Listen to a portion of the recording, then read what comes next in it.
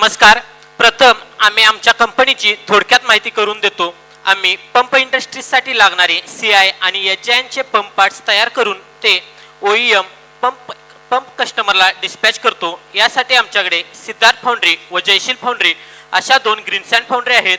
तसेच सुयश कास्टिंग आणि अजय इंडस्ट्री अशी दोन मशीन शॉप आहेत, ज्यामध्ये टोटल वर्कफोर्स 450 इतके असून आमचा लास्ट इयरचा टर्नओव्हर हा 71 कोटी इतका होता. हे काही आम्ही बनवत असलेल्या पंप पार्टचे फोटो आहेत.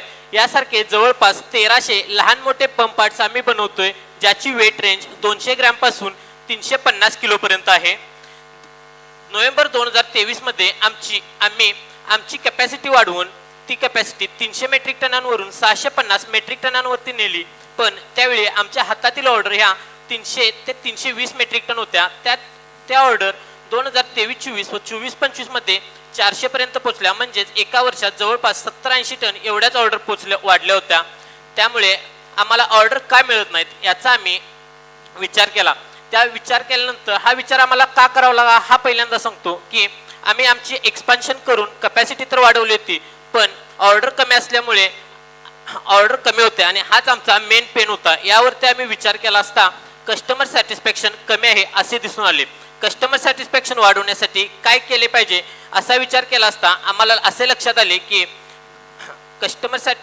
एक कस्टमरला व्हिजिट केली पाहिजे व त्यातून आम्हाला समजून आले असते की कस्टमरच्या नेमक्या अडचणी काय आहेत. यासाठी आम्ही सर्वच कस्टमरला व्हिजिट केली. पण व्हिजिट करताना यावेळी एक छोटासा चेंज केला, तो म्हणजे फक्त सेल्स पर्सन किंवा क्वालिटी पर्सन व्हिजिटसाठी न जाता पूर्ण टीमलाच आम्ही व्हिजिटला घेऊन गेलो, ज्यामध्ये sales head, production head, development head, quality head हे सर्व नेल्यामुळे आम्हाला कस्टमरच्या रिक्वायरमेंट समजण्यास मदत झाली. आम्ही अशी व्हिजिट सर्वच कस्टमरला गेल्यामुळे त्यातून प्रामुख्याने 4 कॉमन गरजा आम्हाला आयडेंटिफाय झाल्या. त्या अशा होत्या की सर्वच कस्टमरला ऑन टाइम डिलिव्हरी पाहिजे होती.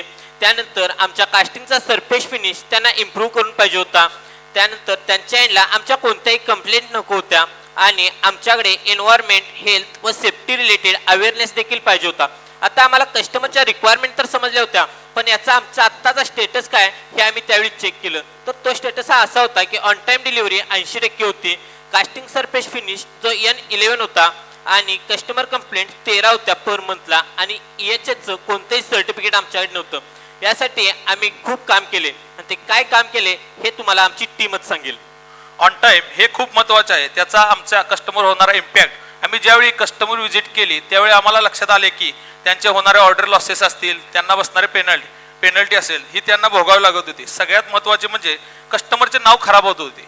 त्यामुळे आमच्या कंपनीमध्ये त्याचा RCA केला. त्यामध्ये प्रामुख्याने या 3 गोष्टी पुढे आल्या. एक म्हणजे प्लॅनिंग इनप्रॉपर होते, कास्टिंग बनवण्याचा लीड टाइम जास्त होता, तिसरे म्हणजे फिटिंग टाइम जास्त होता. आमच्या ग्रुपमध्ये 4 वेगवेगळे युनिट असल्यामुळे प्लॅनिंगमध्ये कोऑर्डिनेशन बरोबर होत नव्हते. त्यासाठी आमच्या फाउंड्रीमधील PPC टीम, मशीन शॉपमधली PPC टीम आणि सेल पर्सन यांच्यावर आम्ही विकली 3 मीटिंग घेऊ लागलो. त्यामुळे ज्या कस्टमरच्या नीड होत्या त्या वेळोवेळी समजल्या, त्यामुळे आमच्या प्लॅनिंग होण्यास त्याचा फायदा झाला. दुसरे होते ते म्हणजे कास्टिंग बनवण्याचा लीड टाइम जास्त होता. आमच्या फाउंड्री मॅन्युफॅक्चरिंगमध्ये लीड टाइमचा आम्ही कधी अभ्यास केलेला नव्हता. त्यामध्ये फिनिश करायचे काम कास्टिंग प्रोडक्शन 3 शिफ्टमध्ये चालते, पण फिनिश करण्याचे काम 1 ते 1.5 शिफ्टमध्ये चालतो. त्यामुळे लाईन बॅलन्स न झाल्यामुळे आमचा डिस्पॅच लेट होत होता. त्यामुळे असं ठरवले की फिटलिंग शॉपमध्ये आम्ही 3 शिफ्ट चालू करायचा. त्यासाठी लागणारे मटेरियल असेल, मॅनपॉवर असेल, त्यांना आम्ही पुरवल्या.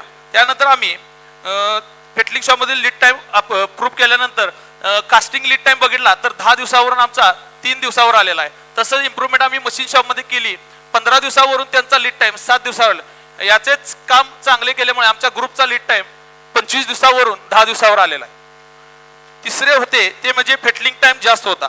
फिटलिंग शॉपमध्ये लागणारे कास्टिंगला येणारा एक्स्ट्रा मटेरियल असेल, फ्लॅशेस असतील, यामुळे घासायला व फिनिश करायला वेळ लागत होता.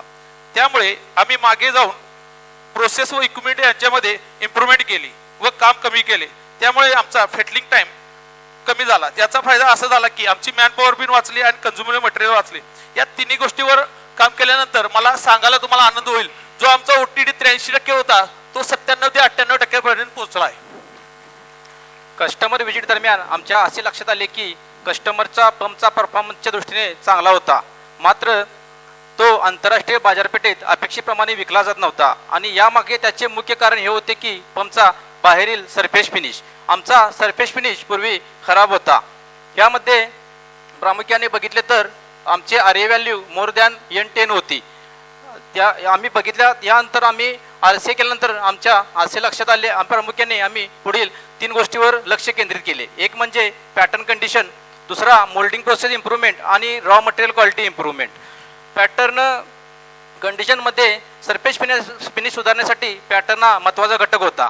यामध्ये आम्ही सुरुवातीला पॅटर्नवरील सर्व डेटमार्क्स रिपेअर करून घेतले. प्लास्टिक लेटरऐवजी ब्रास लेटरचा वापर चालू केला व पॅटर्नच्या सर्व पार्टिंग लाईन्स कमी केल्या. मोल्ड क्वालिटी सुधारण्यासाठी आम्ही मोल्डिंगच्या सर्व प्रोसेस लिहून घेतल्या व त्याप्रमाणे कामगारांच्याकडून काम करून घेण्यास सुरुवात केली. या काम करून घेत असताना आम्ही रिझल्ट मॉनिटरिंगनुसार त्यामध्ये बदल करत गेलो. आम्हाला मोल्ड हार्डनेसमध्ये व्हेरिएशन येत होते आणि हे कमी करण्यासाठी आम्ही मोल्डिंग मशीनमध्ये DSI पोकळकी इम्प्लिमेंट केला. 6 बारपेक्षा मोल्डिंग मशीनचे प्रेशर कमी असेल तर मशीन ऑपरेट होणार नाही अशी व्यवस्था केली. याचा फायदा आम्हाला मोल्ड हार्डनेस सुधारण्यामध्ये झाला आणि मोल्ड क्वालिटी सुधारली. तिसरा महत्त्वाचा मुद्दा होता की raw material improvement. Raw material improvement करत असताना मोल्डिंगसाठी लागणारे रॉ मटेरियल आम्ही 100% तपासणी सुरू केली व आम्ही जो सँडचा AFS 52 ते 58 असा होता तो 60 ते 62 असा मेंटेन केला. यामध्ये आमच्या मोल्ड क्वालिटीमध्ये लक्षणीय सुधारणा झाली. याच कामाची पोचपावती म्हणजे KSBने आमचा सरफेस फिनिश इम्प्रूव्हमेंट प्रोजेक्ट त्यांच्या वेंडर मीटमध्ये सादर करून आमच्या सुयश ग्रुपचा गौरव केला. आमचा पुढील महत्त्वाचा मुद्दा जो होता तो म्हणजे कस्टमरला खात्री सप्लाय आणि सर्वोत्तम दर्जाचे पार्ट्स पुरवणे हे होते. कस्टमरच्या अपेक्षा ह्या फक्त कास्टिंगपुरतं मर्यादित नव्हत्या तर त्या सर्व टप्प्यांवर आधारित होत्या. म्हणजेच कच्चा माल आत येण्यापासून ते तयार कास्टिंग कस्टमरपर्यंत पोहोचेपर्यंत प्रत्येक टप्प्यावर गुणवत्ता अपेक्षित होती. म्हणून आम्ही या समस्याकडे कोणतीही समस्या आल्यानंतर प्रतिक्रिया देण्याऐवजी आम्ही त्या समस्याकडे प्रोसेस बेस्ड आणि प्रोएक्टिव्ह अप्रोच स्वीकारला. हे करत असताना आम्हाला मिलिंद वितुरे सरांनी दिलेली प्रोसेस डेफिनेशन ही संकल्पना दिशा देणारी ठरली. त्यांच्या आधारे आम्ही सर्व process end to end process लिहून काढल्या आणि त्यामध्ये कस्टमरच्या अपेक्षेप्रमाणे चेंज केले. त्या प्रोसेसमध्ये नेमके काय असावे तर इनपुट सोर्स कोणता आहे, ते कुठून येते, कोणकोणते टप्पे आहेत, कुठे आणि कसे कंट्रोल करायचे आणि सर्वात शेवटी आउटपुट काय असायला हवा हे सर्व आम्ही इथे स्पष्टपणे नमूद केले. हे सर्व करत असताना आम्ही सर्व प्रोसेस जे आहेत ते लिहून काढल्या आणि त्यामुळे प्रत्येक प्रोसेसचा जो निकाल आहे तो कस्टमरच्या अपेक्षाशी जुळू लागला आणि सर्वात शेवटी तयार होणारे कास्टिंग हे कस्टमरच्या अपेक्षांचे अचूक प्रतिबिंब ठरले. तुम्हाला उदाहरण द्यायचे झाले तर आमच्याकडे ब्लोहोल ही समस्या मोठ्या प्रमाणात होती आणि ही समस्या आम्ही दोष म्हणून न स्वीकारता ते कोणत्या टप्प्यावर तयार होते याचा आम्ही अभ्यास केला. प्रत्येक लहान लहान प्रोसेसवर आम्ही कंट्रोल्स तयार केले आणि ते मायक्रो लेवलला मॉनिटरिंग सुरू केले. विशेषतः पोरिंग प्रक्रियेमध्ये पोरिंग टाईम आणि पोरिंग टेम्परेचर यांचे आम्ही काटेकोरपणे पालन केले. हे करत असताना याचा रिझल्ट आम्हाला असा आला की जे रिएक्शन आम्ही सुरुवातीचे 2% होते ते खाली येऊन 0.23च्या खाली आलेले आहेत. या सर्वांचा थेट फायदा आम्हाला असा झाला की आमच्या कस्टमरच्या ज्या तक्रारी महिन्याला 13 होत्या ते आता 3% पण खाली आलेले आहेत. तसेच कास्टिंगचे रिएक्शनसुद्धा 14%वरून 6%च्या खाली आलेलं आहे. उत्पादनाच्या सातत्यपूर्ण गुणवत्तामुळे कस्टमरचा आत्मविश्वास वाढला. भविष्यात हीच शिस्त हीच प्रोसेस आणि हीच गुणवत्ता जपून आम्ही सतत सुधारणा करत राहू आणि जेणेकरून कस्टमरच्या अपेक्षा पूर्ण करणे ही आमची जबाबदारी न राहता ती आमची ओळख बनेल. आमच्यासाठी अत्यंत अभिमानाचा क्षण म्हणजे आमच्या कंपनीने ISO 14001 इन्व्हायरमेंटकरिता व ISO 5001 हेल्थ अँड सेफ्टी ही आंतरराष्ट्रीय स्तरावरील महत्त्वाची प्रमाणपत्रे मिळवली. ही सर्टिफिकेट फक्त कागदावरील मान्यता नाही तर आमच्या कंपनीमधील पर्यावरण संरक्षण, कर्मचाऱ्याच्या आरोग्य आणि सुरक्षा यासाठी आमची कंपनी कटिबद्ध आहे याचा स्पष्ट पुरावा आहे. आजच्या जागतिक स्पर्धेत ग्राहकाची पहिली अपेक्षा आणि भविष्यासाठी अत्यंत महत्त्वाचे असणारे EHS सर्टिफिकेट आम्ही यशस्वीपणे पूर्ण केले. हा प्रवास सोपा नव्हता.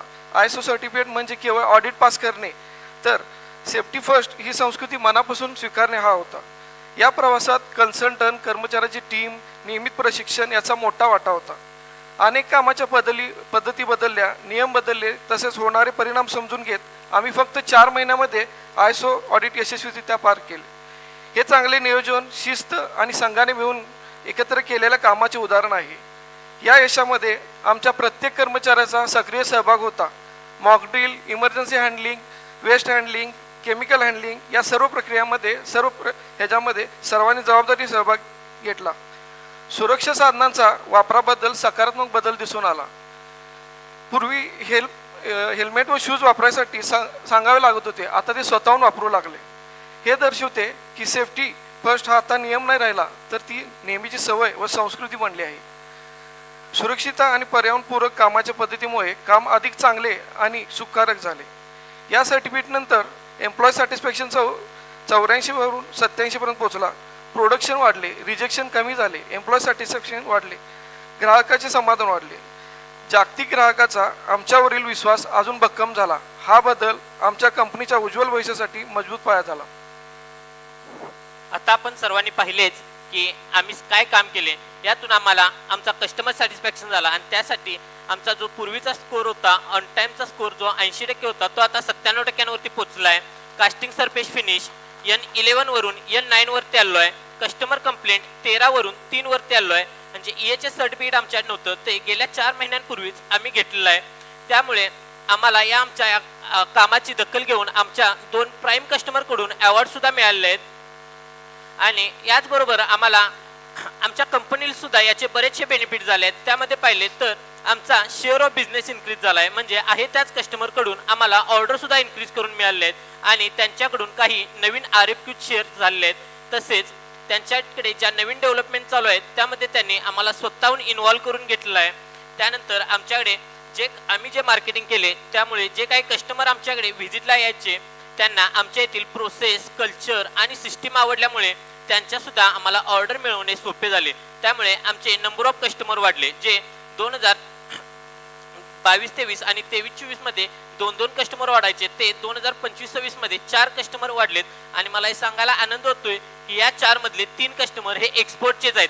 हे जर का पाहिले तर जगातील टॉप 10 पंप मॅन्युफॅक्चरिंग कंपन्या आहेत आणि यातील मला सांगायला अभिमान वाटतोय की यातील 6 कंपन्यांना आत्ता आम्ही डिस्पॅच करतोय आणि पुढे जाऊन येत्या 3 ते 4 वर्षांमध्ये राहिलेल्या 4 कंपन्यांमध्ये सुद्धा आम्ही अप्रोच होऊ, यात काही शंकाच नाही. त्यानंतर पुढे पाहिले तर आम्ही जे ISO 45001 व 14001 हे जे एक्सपोर्ट लेवलचे सर्टिफिकेट घेतले होते त्यामुळे आमची मार्केटला ब्रँड इमेज वाढली होती. आणि या ब्रँड इमेजच्या जीवावर तसेच आमच्या मागील परफॉर्मन्सच्या जीवावर आम्ही आमचा एक्सपोर्टचा सेल जो जानेवारी 2025 मध्ये 1.2 कोटी इतका होता तो आता 2.41 कोटींपर्यंत पोहोचलोय. म्हणजेच एक्सपोर्ट हा आम्ही डबल केलेला आहे. त्यानंतर या सर्वांचा परिणाम होऊन आमच्या ऑर्डर जे आमचा मेन जो पेन होता, ऑर्डर कमी होता, ते आता 2025-23च्या ऑर्डर 300 वरून आता आम्ही 551 वरती पोहोचलो आहे. आणि नक्कीच या पेंडिंग RFQ मधून आम्ही ह्या ऑर्डर पुढल्या 5 ते 6 महिन्यांमध्ये 650 वरती नेऊ. म्हणजे जो आमचा पेन होता तो आम्ही या कस्टमर सॅटिस्फॅक्शन मधून क्लिअर केलेला आहे. यासाठी आणि यामुळेच आमची 10x ग्रोथ होण्यास काहीच अडचण वाटत नाही आणि ती नक्कीच होईल. यासाठी आम्हाला आमचे टार्गेट पूर्ण करण्यासाठी आपल्या सर्वांचे आदरणीय गुरुवर्य माननीय बागवे सर तसेच मिलिंद वितोंडे सर आणि सर्व TLC मेंबर्स यांचे मार्गदर्शन लाभले. Thank you TLC for giving us the opportunity to present our victory.